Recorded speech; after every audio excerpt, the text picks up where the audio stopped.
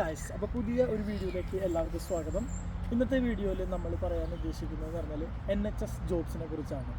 എങ്ങനെ നമുക്ക് NHS ജോബ്സിലേക്ക് എത്താം, അല്ലെങ്കിൽ ഓൾറെഡി നമ്മൾ പലർക്കും NHS വിസ കിട്ടിയിട്ടായിരിക്കും വന്നിട്ടുണ്ടാവുക, അല്ലെങ്കിൽ പല വിസകൾ നമുക്ക് കിട്ടിയിട്ടുണ്ടാവും.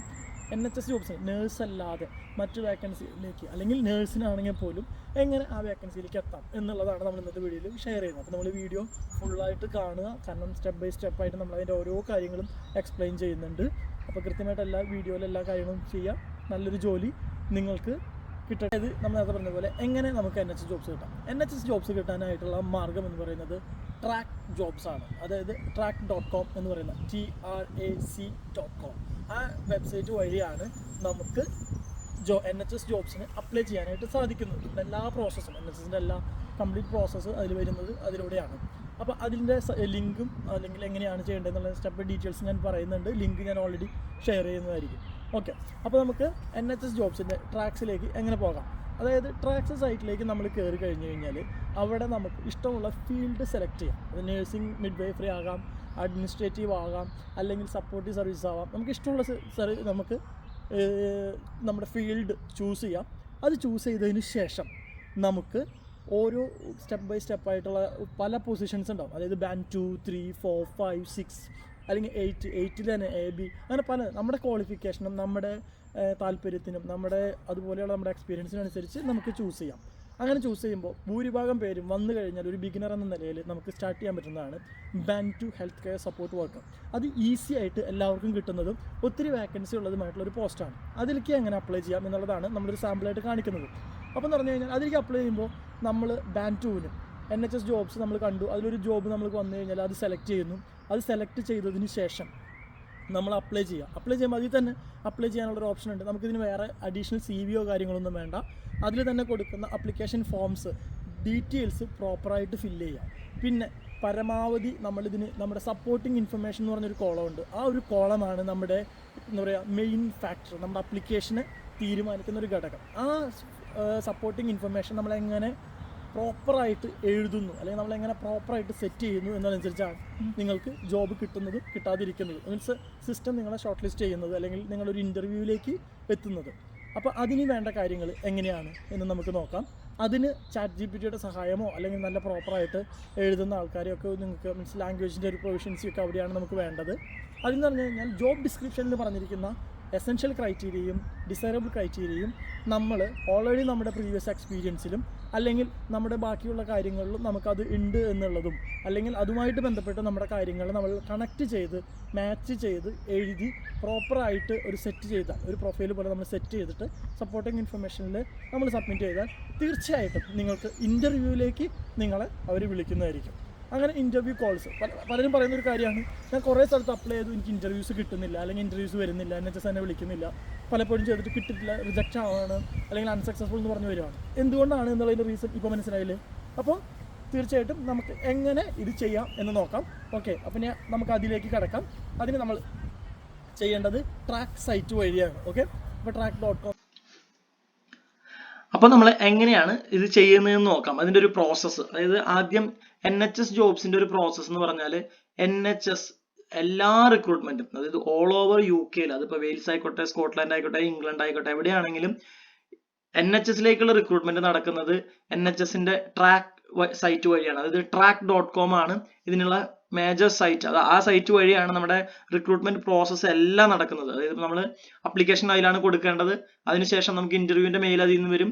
അതിൽ തന്നെ അതിന്റെ അപ്ഡേറ്റ്സ് വരും. ഓരോ സമയത്തും ഇതിന്റെ ടാസ്കുകൾ വരും. അത് കംപ്ലീറ്റ് ചെയ്തിട്ടാണ് റിക്രൂട്ട്മെന്റ് പ്രോസസ്സ് വരെ നടന്നത്. നമ്മൾ ജോയിൻ ചെയ്യുന്ന ടൈം വരെ ഈ ഒരു സൈറ്റ് വഴിയാണ് എല്ലാം ചെയ്യുന്നത്. ഓക്കെ, അപ്പൊ അതെങ്ങനെയാണെന്നുള്ള അതിന്റെ കാര്യങ്ങളെല്ലാം നമുക്ക് സ്റ്റെപ്പ് ബൈ സ്റ്റെപ്പ് ആയിട്ട് നമുക്ക് അറിയാം. ഏത് ഫീൽഡിലേക്കും, അതായത് ഇപ്പോൾ നേഴ്സ് മാത്രമല്ല, ഡൊമസ്റ്റിക് ആവാം, HR ആവാം, IT ആവാം, ഡോക്ടേഴ്സ് ആവാം, അഡ്മിനിസ്ട്രേഷൻ ആവാം, ഏത് ഫീൽഡ് വേണമെങ്കിലും ആകാം, എല്ലാ NHS ജോലിയിലേക്കും വരുന്നതിന് ഈ ഒരു സൈറ്റ് വഴിയാണ് നടക്കുന്നത്. അതിപ്പോ ഇന്ത്യയിൽ ഇരുന്നുകൊണ്ടും UK-ൽ ഇരുന്നുകൊണ്ടും എവിടെ വേണമെങ്കിലും ഇരുന്നുകൊണ്ടും നമുക്ക് അപ്ലൈ ചെയ്യാം. UK-ലുള്ളവർക്ക് വിസ ഇല്ലാതെ ഉള്ള ജോലികൾക്ക് അപ്ലൈ ചെയ്യാൻ വേണ്ടിയിട്ട്, ഇപ്പൊ പുറമേ നിന്നൊക്കെ ആണെന്നുണ്ടെങ്കിൽ ബാൻഡ് 5 മുതൽ, അല്ലെങ്കിൽ ചില സ്ഥലങ്ങളിൽ ബാൻഡ് 3 മുതൽ വിസ കൊടുക്കുന്ന ട്രസ്റ്റുകളുണ്ട്. അപ്പൊ അതിലേക്കൊക്കെ നമുക്ക് നാട്ടിൽ നിന്ന് അപ്ലൈ ചെയ്താലും ചാൻസസ് ഉണ്ട്. ഓക്കെ, അപ്പൊ നമുക്കത് എങ്ങനെയാണ് ആദ്യം ഈ സൈറ്റിലൂടെ ഇപ്പൊ ഇവിടെയുള്ളവർക്കാണെങ്കിലും NHS ജോലിക്ക് വേണ്ടി നോക്കുമ്പോൾ നമുക്ക് എങ്ങനെ കയറാമെന്ന് നോക്കാം. അപ്പൊ ആദ്യം നമ്മൾ ചെയ്യേണ്ടതെന്ന് പറഞ്ഞു കഴിഞ്ഞാൽ നമ്മൾ track.com ഒരു ലോഗിൻ ID അല്ലെങ്കിൽ നമ്മൾ ഇതാണ് സൈറ്റ് track.jobs എന്ന് പറഞ്ഞിട്ട് track.jobs എന്ന് പറഞ്ഞ സൈറ്റിൽ നമ്മൾ കയറണം. അപ്പൊ അതിൽ നമ്മൾ എന്ത് ചെയ്യണം എന്ന് വെച്ച് കഴിഞ്ഞാൽ ആദ്യം ഒരു അക്കൗണ്ട് ക്രിയേറ്റ് ചെയ്യണം. ക്രിയേറ്റ് അക്കൗണ്ട് ചെയ്യാനായിട്ട് നമ്മൾ ഒരു ഇമെയിൽ ID, ഇപ്പൊ തൽക്കാലം നമ്മൾ ഏതെങ്കിലും ഒരു ഇമെയിൽ ID നമ്മുടെ കൊടുക്കുക.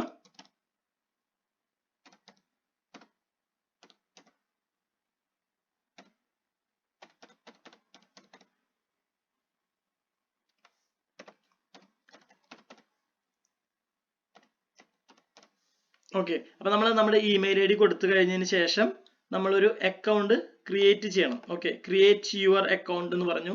നമ്മൾ അക്കൗണ്ട് പുതിയതായിട്ട് ക്രിയേറ്റ് ചെയ്തു. അത് ചെയ്തതിന് ശേഷം എന്ന് പറഞ്ഞു കഴിഞ്ഞാൽ നമുക്കൊരു വെരിഫിക്കേഷൻ ലിങ്ക് ആ മെയിലിലേക്ക് വന്നിട്ടുണ്ടാവും. അപ്പൊ നമ്മൾ എന്ത് ചെയ്യണം എന്ന് വെച്ച് കഴിഞ്ഞാൽ ഓക്കെ, അപ്പൊ നമ്മൾ ഓൾറെഡി അക്കൗണ്ട് ക്രിയേറ്റ് ചെയ്ത് കഴിഞ്ഞു കഴിഞ്ഞാൽ നമ്മൾ ഇനി ലോഗിൻ ചെയ്യുവാണ്. അപ്പൊ ലോഗിൻ ചെയ്യാനായിട്ട് ജസ്റ്റ് ലോഗിൻ്റെ അവിടെ ക്ലിക്ക് ചെയ്യുന്നു. നമ്മുടെ പാസ്വേഡ് ഡീറ്റെയിൽസ് അവിടെ വന്നു കഴിഞ്ഞു കഴിഞ്ഞാൽ നമ്മൾ ഓട്ടോമാറ്റിക്കലി സൈൻ ഇൻ ചെയ്യുക. അതായത് നമ്മുടെ ഡീറ്റെയിൽസ് നമ്മൾ ഫില്ല് ചെയ്ത് സൈൻ ഇൻ ചെയ്ത് വരുമ്പോൾ നമ്മുടെ ഒരു പുതിയ അക്കൗണ്ട് ആണ്. ഇപ്പൊ കണ്ടോ, വെൽക്കം മിസ്റ്റർ അലക്സ് ഡേവിസ് എന്ന് പറഞ്ഞിട്ട് നമ്മളൊരു പുതിയ അക്കൗണ്ടിന്റെ ഫുൾ ഡീറ്റെയിൽസ് ഇവിടെ കാര്യങ്ങൾ വരും. ഓക്കെ, അത് കഴിഞ്ഞ് സെർച്ച് ഫോർ ജോബ്സിൽ നമുക്ക് ക്ലിക്ക് ചെയ്യാം. സെർച്ച് ഫോർ ജോബ്സിൽ ക്ലിക്ക് ചെയ്യുമ്പോൾ നമ്മളിപ്പോൾ കുക്കീസ് എല്ലാം ക്യാൻസൽ ചെയ്ത് കളയാണ്. അതായത് ഇതില് നമ്മളിങ്ങനെ നോക്കുമ്പോൾ എല്ലാ ഫീൽഡിനെ പറ്റിയും ഇതിൽ കാണിക്കും. ഇപ്പൊ കണ്ടോ, nursing and midwifery, health science services, support services.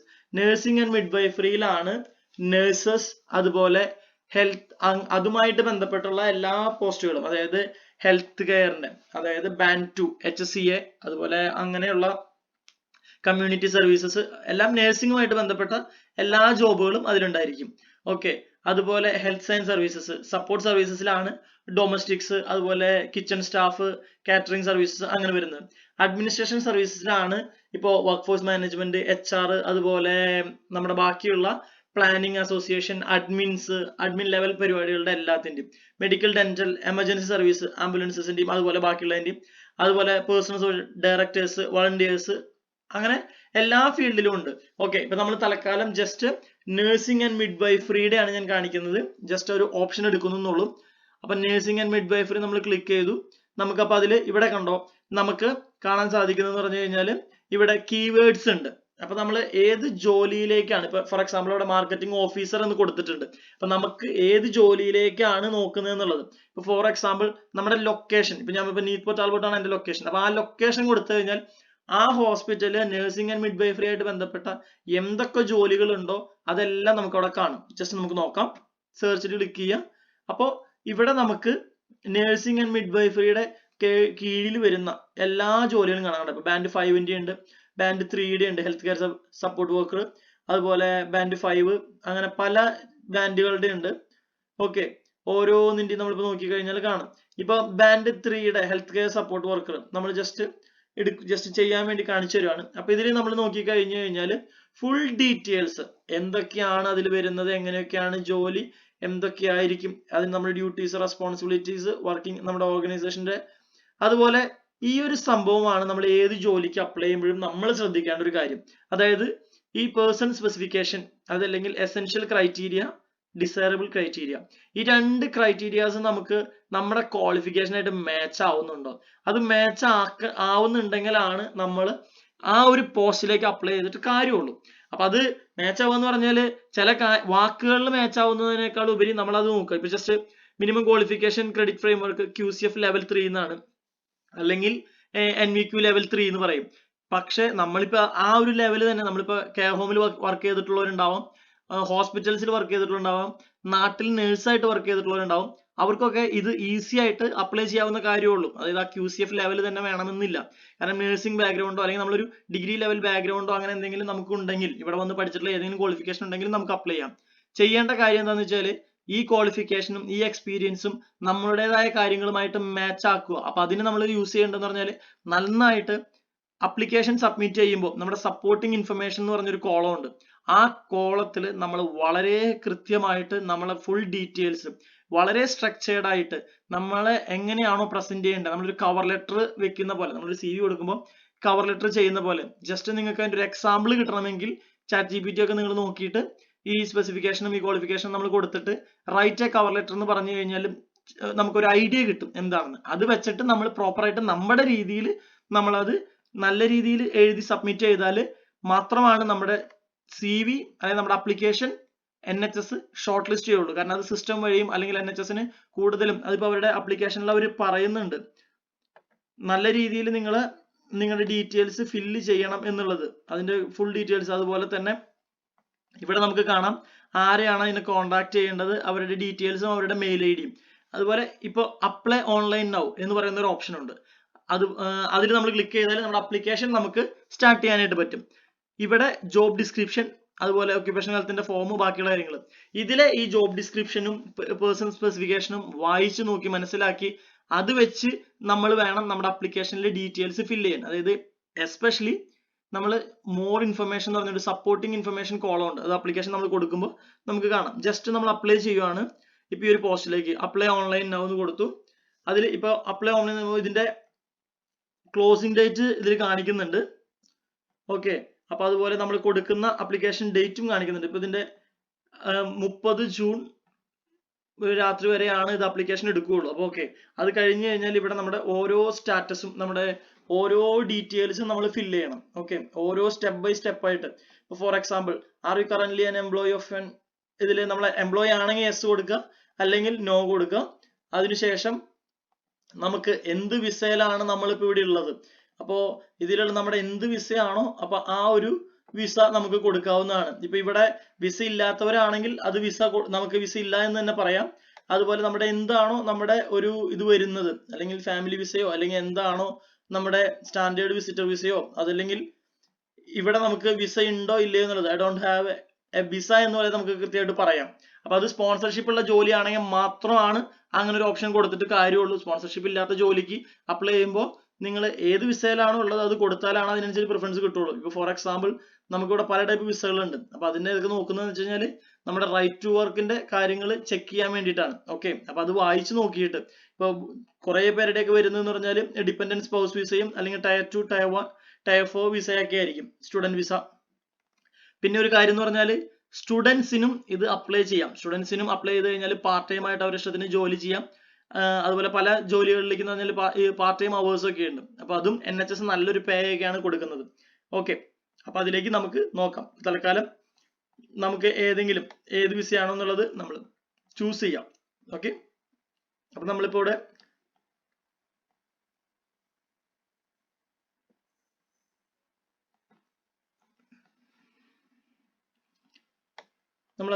നമ്മുടെ വിസ സെലക്ട് ചെയ്യാം. അത് കഴിഞ്ഞിട്ട് ഇവിടെ നമ്മൾ കൊടുക്കേണ്ടത് I have a right to work എന്നുള്ളത് കൊടുക്കുന്നു.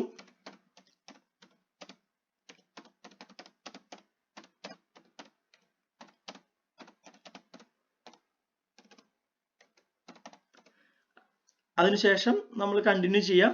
അതായത് ഇപ്പൊ നിങ്ങൾക്ക് ഇവിടെ എങ്ങനെയാണ് വർക്ക് ചെയ്യാനുള്ള പെർമിഷൻ ഉണ്ടെങ്കിൽ അങ്ങനെ, ഇല്ലെങ്കിൽ അതനുസരിച്ച് അവിടെ നിങ്ങളൊന്നും ഫില്ല് ചെയ്യേണ്ടതില്ല. അത് കഴിഞ്ഞതിന് ശേഷം നമുക്ക് ഇവിടെ കണ്ടോ, നമ്മൾ പിന്നെയും നമ്മുടെ ഓരോ ഡീറ്റെയിൽസ്, അപ്പൊ നമ്മൾ ഓരോ സെഷനായിട്ട് നമ്മുടെ സെഷൻസ് ഡീറ്റെയിൽഡ് ആയിട്ട് സ്റ്റാർട്ട് ചെയ്യണം. നമ്മുടെ പേഴ്സണൽ ഡീറ്റെയിൽസ്, റിലേഷൻഷിപ്പ്, അതുപോലെ അതിന്റെ ഓരോ സെക്ഷൻ കഴിയുമ്പോഴും നമ്മുടെ സെക്ഷൻസ് കംപ്ലീറ്റ് ആയി എന്ന് പറഞ്ഞു കൊടുക്കുക. അതുപോലെ അപ്ലിക്കേഷൻ ക്വസ്റ്റ്യൻസ് ഉണ്ട്. അപ്പൊ നമ്മൾ സ്റ്റാർട്ട് സെഷൻ അടിക്കുമ്പോഴായിരിക്കും അവിടെ അതിൻ്റെതായ ക്വസ്റ്റ്യൻസ് ഓപ്പൺ ആയി വരുന്നത്. നമ്മുടെ എഡ്യൂക്കേഷൻ ക്വാളിഫിക്കേഷൻസ് റീസെന്റ് തൊട്ട് താഴത്തേക്കുള്ളത് കൃത്യമായിട്ട് നമ്മൾ ഈ പോസ്റ്റിന് അനുയോജ്യമായിട്ടുള്ള സംഭവങ്ങൾ കൊടുക്കുക. അതുപോലെ അനുയോജ്യമായിട്ടുള്ള നമ്മൾ എന്തെങ്കിലും ട്രെയിനിങ്സ് അറ്റൻഡ് ചെയ്തിട്ടുണ്ടെങ്കിൽ, പിന്നെ ഹെൽത്ത് കെയർ ജോബ്സിന് അപ്ലൈ ചെയ്യുമ്പോൾ നമ്മൾ സോഷ്യൽ കെയർ വെയിൽസോ അല്ലെങ്കിൽ സോഷ്യൽ കെയർ ഇംഗ്ലണ്ട് അങ്ങനത്തെ ഹെൽത്ത് കെയറുമായിട്ട് ബന്ധപ്പെട്ട രജിസ്ട്രേഷൻസ് എടുത്തിട്ടുണ്ടെങ്കിൽ അതിന്റെ ഡീറ്റെയിൽസ് ഇവിടെ കൊടുക്കുന്നത് വളരെ നല്ലതാണ്. അത് നമ്മൾ കൃത്യമായിട്ട് കൊടുക്കുക. പിന്നെ നമ്മുടെ എംപ്ലോയ്മെന്റിൽ ഗ്യാപ്പ് കാര്യങ്ങൾ, നമ്മൾ നേരത്തെ പറഞ്ഞ മെയിൻ കാര്യം സപ്പോർട്ടിംഗ് ഇൻഫർമേഷൻ. ഈ സപ്പോർട്ടിംഗ് ഇൻഫർമേഷനിലാണ് നിങ്ങളുടെ ഒരു അപ്ലിക്കേഷന്റെ ഒരു 80% കാര്യങ്ങൾ ഇരിക്കുന്നത്. അത് വളരെ വൃത്തിക്ക് നമുക്ക് പറയില്ലേ, ഒരു 1500 വേർഡ്സ് ആണ് നമുക്ക് ടൈപ്പ് ചെയ്യാനുള്ളത്. അപ്പൊ നമ്മുടെ അപ്ലിക്കേഷൻ എന്തുകൊണ്ട് അവർക്ക് എടുക്കണം എന്നുള്ളതിന്റെ മാക്സിമം 1500 വേർഡ്സ് ആണ്. അപ്പൊ അത്രയും വേർഡ്സിൽ നമ്മൾ പ്രോപ്പർ ആയിട്ട്, അത്രയും വേർഡ്സ് മുഴുവനായിട്ട് ഉപയോഗിക്കണം എന്നല്ല പറഞ്ഞത്, പക്ഷെ നമ്മൾ വൃത്തിക്ക് അത് എഴുതി കഴിഞ്ഞാൽ 1500 വേർഡ്സ് ഉണ്ടാവും. അതായത് ഞാൻ ഇന്ന സ്ഥലത്ത് വർക്ക് ചെയ്തിട്ടുള്ള എക്സ്പീരിയൻസ് ഉണ്ട്. ഇപ്പൊ നമ്മളൊരു കെയറിന്റെ അല്ലെങ്കിൽ ഹെൽത്ത് കെയർ അസിസ്റ്റന്റ് ആയിട്ടുള്ള ഒരു അപ്ലിക്കേഷൻ ആണ് കൊടുക്കുന്നതെങ്കിൽ നമ്മൾ അവിടെ കൊടുക്കേണ്ടതെന്ന് പറഞ്ഞു കഴിഞ്ഞാൽ ഞാൻ ഇത്ര വർഷമായിട്ട് ഇങ്ങനെ കെയറിൽ വർക്ക് ചെയ്തിരുന്നു, എനിക്ക് ഇത്ര എക്സ്പീരിയൻസ് ഉണ്ട്, ഇത്ര ബെഡുള്ള കെയർ ഹോമിൽ അല്ലെങ്കിൽ ഇത്ര ബെഡുള്ള ഹോസ്പിറ്റലിൽ ഞാൻ വർക്ക് ചെയ്തിട്ടുണ്ട്, അല്ലെങ്കിൽ എൻ്റെ പേഴ്സണൽ കാര്യങ്ങൾ ഞാൻ എന്താണോ ചെയ്തത് എന്നുള്ളതിന്റെ എങ്ങനെ ഞാൻ ഈ ജോലിക്ക് ഓക്കെ ആകും എന്നുള്ളത് കൊടുക്കാം. ഫോർ എക്സാമ്പിൾ ഇപ്പൊ HR-ന്റെ ആണെന്നുണ്ടെങ്കിൽ HR ഫീൽഡിൽ ഞാൻ എത്ര വർഷം വർക്ക് ചെയ്തിട്ടുണ്ട്, ഇപ്പൊ CIPD എന്റെ ലെവൽ ഏതാണ്, CIPD ക്വാളിഫിക്കേഷൻ എനിക്കുണ്ട്, അത് ഞാൻ UK നിന്ന് പഠിച്ചതാണ് അല്ലെങ്കിൽ പുറത്തുനിന്ന് പഠിച്ചതാണ്, ഇങ്ങനെ ഓരോ കാര്യങ്ങൾ നമ്മൾ കൃത്യമായിട്ട് നമ്മളവിടെ ഡീറ്റെയിൽസ് നമ്മളത് പ്രസന്റ് ചെയ്യേണ്ട ഒരു മേജർ റീസൺ ആണ് ഈ സപ്പോർട്ടിങ് ഇൻഫർമേഷൻ. അവിടെയാണ് നമ്മൾ എല്ലാ കാര്യങ്ങളും കൃത്യമായിട്ട് കൊടുക്കേണ്ടത്. അത് കൊടുത്തതിന് ശേഷം നമ്മളിപ്പോ ബാക്കിയുള്ള ക്വസ്റ്റ്യൻസ് കാര്യങ്ങളെല്ലാം നമ്മുടെ റെഫറൻസ് എല്ലാ ആപ്ലിക്കേഷനും അതിനുശേഷം നമ്മൾ ആപ്ലിക്കേഷൻ സബ്മിറ്റ് ചെയ്യാം. ഓക്കെ, ആപ്ലിക്കേഷൻ സബ്മിറ്റ് ചെയ്ത് കഴിഞ്ഞു കഴിഞ്ഞാൽ ഓട്ടോമാറ്റിക്കലി അവിടെ നമ്മുടെ ആപ്ലിക്കേഷന്റെ ഡീറ്റെയിൽസ് എല്ലാം വരും. അതായത് നമ്മൾ കൊടുത്തിരിക്കുന്ന നമ്മുടെ ആപ്ലിക്കേഷൻ മൊത്തത്തിൽ നമുക്ക് കാണാൻ പറ്റും. അത് മൊത്തം വായിച്ചു നോക്കിയതിനു ശേഷം നമ്മൾ തിരിച്ച് ആ ജോലി നമുക്ക് ഇന്റർവ്യൂവിന് ഷെഡ്യൂൾ ആവുകയാണെങ്കിൽ ഓട്ടോമാറ്റിക്കലി നമുക്ക് മെയിലുകൾ വരും. ഓക്കെ, ഇനി അതുപോലെ നമ്മൾ വേറെ ഏതെങ്കിലും വേക്കൻസിക്കോ അതല്ലെങ്കിൽ വേറെ ഏതെങ്കിലും ജോബിനോ ചെയ്യുന്നത് കൂടി നമുക്കിപ്പോ നോക്കാം. ജസ്റ്റ് 1-2 കൂടി ഞാൻ ജസ്റ്റ് നമുക്കത് ഒരു ഐഡിയ കിട്ടാൻ വേണ്ടിയിട്ട്. ഓക്കെ, നമ്മളിപ്പോ നഴ്സിംഗ് മിഡ്വൈഫറി ആണ് നോക്കിയത്. ഇനിയിപ്പോ അഡ്മിനിസ്ട്രേറ്റീവ് സർവീസസ് നമുക്ക് നോക്കാം. അതിലും ഞാൻ കൊടുക്കുന്നത് ഈ സെയിം ഹോസ്പിറ്റലിന്റെ ലൊക്കേഷൻ ആണ്. നിങ്ങൾക്ക് ഇഷ്ടമുള്ള ലൊക്കേഷൻ കൊടുക്കാം, നിങ്ങൾ എവിടെയാണോ എന്നുള്ളത് ആ ലൊക്കേഷൻ അനുസരിച്ച് നമ്മൾ എടുക്കുന്നതായിരിക്കും കുറച്ചും കൂടി ഉചിതം. പിന്നെ വിസയ്ക്ക് വേണ്ടിയിട്ട് നോക്കുന്നവരാണെന്നുണ്ടെങ്കിൽ എല്ലാ ട്രസ്റ്റും നിങ്ങൾ ട്രൈ ചെയ്യുക. കാരണം ബാൻഡ് 3 മുതൽ പല സ്ഥലങ്ങളിലും വിസ കൊടുക്കുന്ന ഏജൻസീസ് ഉണ്ട്, അല്ലെങ്കിൽ NHS ഉണ്ട്. അപ്പൊ ആ വിസ കൊടുക്കുന്നത് ഡിപ്പെൻഡ് ചെയ്യുന്ന പറഞ്ഞാൽ നിങ്ങൾ പല സ്ഥലങ്ങളിൽ അപ്ലൈ ചെയ്ത് കഴിഞ്ഞാലാണ് നിങ്ങൾക്ക് വിസ കിട്ടുന്നത്. അത് അവർ കൃത്യമായിട്ട് ആ ആപ്ലിക്കേഷനിൽ പറയും നിങ്ങൾക്ക് വിസ തരും അല്ലെങ്കിൽ തരില്ല എന്നുള്ളത്. അത് നിങ്ങൾ അത് വായിച്ചു നോക്കി കഴിഞ്ഞാൽ നിങ്ങൾക്ക് അത് മനസ്സിലാക്കാവുന്നേ. ഇപ്പൊ ഫോർ എക്സാമ്പിൾ നമ്മളിപ്പോ ഇവിടെ നോക്കുമ്പോൾ ബാൻഡ് 5 ഫിനാൻസ് അനലിസ്റ്റിനാണ് നമ്മൾ നോക്കുന്നത്. അപ്പൊ ആ ആപ്ലിക്കേഷൻ നമ്മൾ കൊടുക്കുമ്പോൾ നമ്മളിപ്പോ അതിന് ജസ്റ്റ് നോക്കി കഴിഞ്ഞാൽ ഇപ്പൊ വർക്കിംഗ് ഫോർ അതുപോലെ നമ്മുടെ ഡീറ്റെയിൽ ഡിസ്ക്രിപ്ഷൻസും എല്ലാം ഇതിൽ വായിച്ചു നോക്കിയിട്ട് നമ്മൾ ഫുൾ ഡീറ്റെയിൽസ് വായിച്ചു നോക്കി നമ്മുടെ ക്വാളിഫിക്കേഷൻ അതിന് മാച്ച് ആവുന്നുണ്ടെങ്കിൽ നമ്മൾ അതിന് അപ്ലൈ ചെയ്യാം. ഇപ്പൊ ഇവിടെ കണ്ടോ, to work in the UK എന്ന് പറഞ്ഞിട്ട് അവർ ഹെൽത്ത് കെയറിന്റെ സ്കിൽഡ് വർക്കർ വിസ നിങ്ങൾ ഒബ്റ്റെയിൻ ചെയ്യണം. അതിന് മാച്ച് ആവുന്ന കുറെ കാര്യങ്ങൾ HMRC എന്താണോ പറയുന്നത് അതിന് നിങ്ങളുടെ പാക്കേജ് മാച്ച് ആവുന്നുണ്ടെങ്കിൽ മാത്രം നിങ്ങൾക്ക് അതിന് അപ്ലൈ ചെയ്യാവുന്നതാണ്. ഓക്കെ, ഇതിപ്പോ വെയിൽസിലായതുകൊണ്ടാണ് വെൽഷ് ലാംഗ്വേജ് സ്കിൽസ് ഇവിടെ വേണമെന്ന് പറയുന്നത്. ഇവിടെ വെയിൽസിൽ NHS-ന്റെ ഹെൽത്ത് കെയർ അല്ലെങ്കിൽ മറ്റുള്ള ജോലികളൊക്കെ നോക്കുമ്പോൾ ഹെൽത്ത് കെയർ അല്ലാതെയുള്ള മറ്റു ജോലികൾ, അതായത് HR അങ്ങനത്തെ എന്തെങ്കിലും കമ്മ്യൂണിക്കേഷൻ ലെവലുകൾ ആവശ്യമുള്ളതിനൊക്കെ ആണെങ്കിൽ വെൽഷ് ലാംഗ്വേജ് അവർ ചോദിക്കും. അത് മാൻഡേറ്ററി അല്ല, പക്ഷെ എങ്കിൽ പോലും അതൊരു എന്താ പറയുക ഒരു പ്രിഫറൻസ് കൂടുതലുള്ള ക്രൈറ്റീരിയ ആണ്. ഇപ്പൊ അങ്ങനത്തേനാണെങ്കിലും നമ്മൾ അപ്ലൈ നൗ കൊടുക്കുക. അപ്ലൈ നൗ ചെയ്തതിന് ശേഷം ബാക്കി നമ്മുടെ നേരത്തെ പറഞ്ഞ പോലെ തന്നെ എല്ലാത്തിനും ആപ്ലിക്കേഷൻ ഒരുപോലെ തന്നെയാണ്. അപ്പൊ അത് നോക്കിയിട്ട് നമ്മൾ യൂസ് ചെയ്യാം. ഓക്കെ, അങ്ങനെ ആപ്ലിക്കേഷൻസ് കൊടുക്കാം. ഈ ഒരു സൈറ്റ് ആണ് മേജർ ആയിട്ട് ഏത് ജോലിക്കും NHS-ലെ ഏത് ജോലിക്കും നമുക്ക് സഹായകരമാകുന്നത്. അപ്പൊ നമുക്ക് ഏറ്റവും സിമ്പിൾ ആയിട്ട് നമ്മുടെ ലൊക്കേഷൻ വെച്ചിട്ട് നമുക്ക് കണ്ടുപിടിക്കാം. അതിപ്പോ ഈ പറഞ്ഞ പോലെ UK-ലുള്ളവർക്ക് മാത്രമല്ല, UK-ന്ന് പുറത്തുള്ളവർക്കാണെങ്കിലും വേറെ എവിടെയുള്ളവർക്കാണെങ്കിലും ഈസി ആയിട്ട് നമുക്ക് NHS ജോലിയിലേക്ക് കയറാൻ വേണ്ടിയിട്ട് നമുക്ക് ഒരുപാട് ട്രസ്റ്റിലേക്കുള്ളതിന്റെ എല്ലാ ആപ്ലിക്കേഷനും ഇതിൽ തന്നെയാണ് വരുന്നത്. അപ്പോൾ ഈ വീഡിയോ എല്ലാവർക്കും ഉപകാരമായി എന്ന് വിചാരിക്കുന്നു. അപ്പോൾ NHS ജോലികളിലേക്ക് നമ്മൾ അപ്ലൈ ചെയ്യുക, നല്ല രീതിയിൽ പ്രിപ്പയർ ചെയ്തിട്ട് ആപ്ലിക്കേഷൻസ് സബ്മിറ്റ് ചെയ്യുക. അതിന് വേണ്ടിയിട്ട് ബാക്കി കാര്യങ്ങൾ നമ്മൾ വീഡിയോയിൽ ഇനിയും ചെയ്യുന്നുണ്ട്.